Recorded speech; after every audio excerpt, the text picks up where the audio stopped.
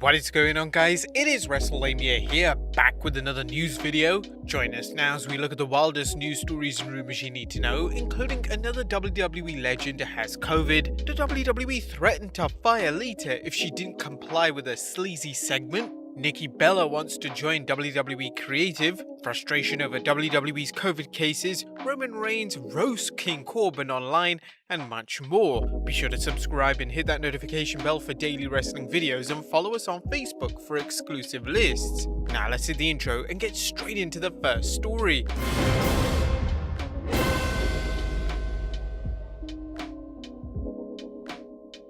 Now, our first story is a WWE legend coping with COVID. As the coronavirus continues to affect the world, former wrestlers have been infected, including The Rock and Mick Foley. Now there are reports that Demolition Axe, aka Bill Eadie, who also worked as the Masked Superstar, is dealing with COVID. According to a report from Wrestling News' Andrew Ravens, Axe was scheduled for a virtual signing with Team Up Promotions. However, the following message was posted to Facebook concerning Axe. Some bad news to report. Unfortunately, the Demolition signing will not take place this Saturday. I just got a call from Bill and his oldest grandson has contacted COVID last week, and now Bill and his wife are feeling sick with symptoms. Let's all send our prayers to one of the nicest guys you can ever meet, Bill Eadie and his family, as they deal with COVID. Bill said once he is better, him and Barry will make the trip to join the Marty party. We want to wish Mr. Eadie and his family a fast and full recovery. Next up, WWE threatened Lita if she didn't comply with a sleazy segment.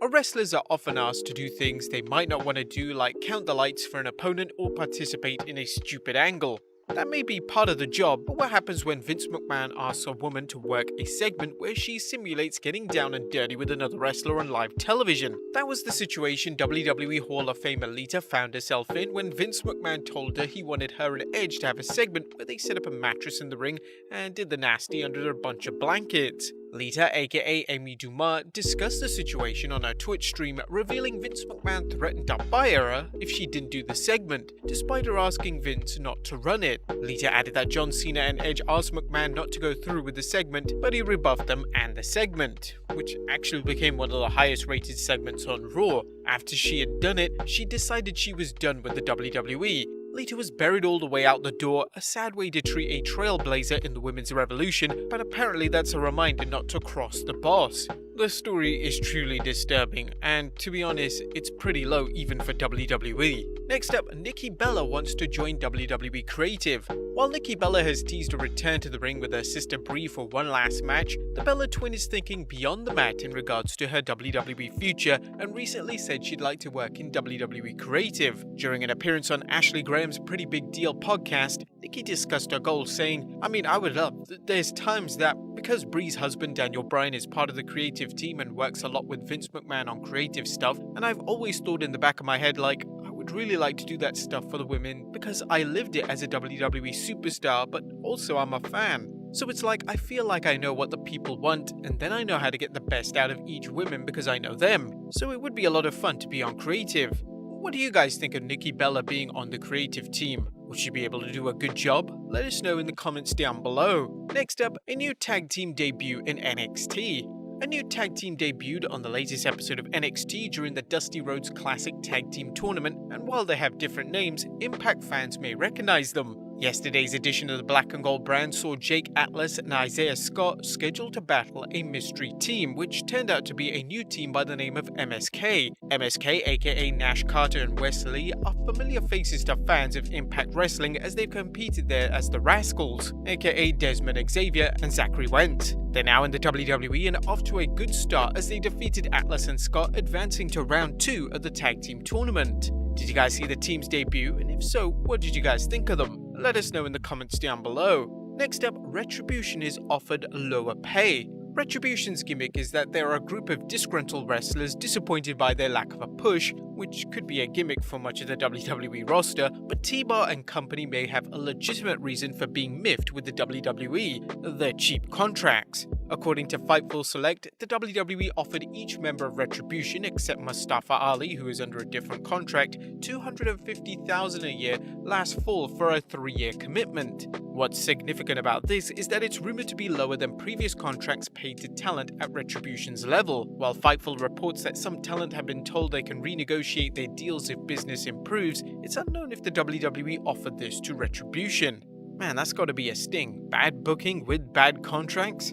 Yikes. Next up, WWE wrestlers frustrated with WWE's COVID-19 protocols. The WWE has experienced another batch of COVID-19 cases with several wrestlers testing positive, including WWE Champion Drew McIntyre. According to a recent update from Fightful Select, things have been frustrating for the wrestlers at the Performance Center since the pandemic started. Those that we've spoken to at the Performance Center say that they are typically only COVID-19 tested once a week and trained the rest of the week. WWE had initially been doing virtual classes before a few days a week. It's understandable that wrestlers could be concerned about being infected if they're only tested once a week. Considering the amount of close contact wrestlers have with one another, it's remarkable that more wrestlers haven't been infected. Next up, an AEW Injury update. A Sonic Kiss hasn't been on AEW television since dropping a match to Miro on the 22nd December episode of AEW Dark. Tony Schiavone recently updated fans on Sonny's status, saying he's been injured. I've seen him in the training room, so he's banged up. I've seen him in the gym, but he's just not able to perform. He's a tremendous athlete. There's no word on when Sonny will be back in action. Next up, Erick Rowan's AEW status. Is Erick Redbeard, aka former superstar Erick Rowan, a member of the AEW roster? As discussed earlier, it looks as if his appearance at the Brody Lee tribute show was a one-off appearance, and AEW announcer Tony Schiavone recently discussed the situation during the Dynamite post-show, saying, "I believe Erick's appearance only came on that tribute show to his former tag partner. Then again, I say that, but who knows? He might show up tomorrow." Now this is one situation where fans will have to wait and see. Next up, Jay White in AEW. Tony Schiavone also discussed another potential hire in AEW, New Japan Pro Wrestling sensation Jay White. You may recall our earlier report that the WWE is highly interested in signing White. What about AEW though? Schiavone commented saying, "I don't think so. I think he's pretty much locked into what he's doing there in New Japan." According to Dave Meltzer during an episode of the Wrestling Observer Radio, the Young Bucks approached White about signing with AEW back in 2018, but White told him he had just signed a 7-year deal with New Japan. And Meltzer isn't positive about the contract, but if it is for 7 years, White is locked in with New Japan for 5 more years. And finally, Roman Reigns roasts King Corbin. It looks like no one is safe from SmackDown's tribal chief, as Roman Reigns recently found time to roast King Corbin on Instagram. Earlier, Reigns had finished a workout where Corbin wrote, "Is it half rep day?" Reigns replied, "Try him out, might help you with those bitch tits." Corbin then posted a picture of himself lying in the bushes after taking a tumble on his bicycle with the caption, "Believe me, if I told you I landed in the bushes on purpose." Reigns replied, "On your back, just like at work." While Reigns might be right, it should be pointed out that King Corbin did not have Jey Uso to run in and save him from falling. But there you have it guys, the wildest wrestling news stories and rumors you need to know. Be sure to leave your comments down below, subscribe if you haven't already, follow us on Instagram and Facebook for exclusive lists, and I'll see you next time with some more wrestling content.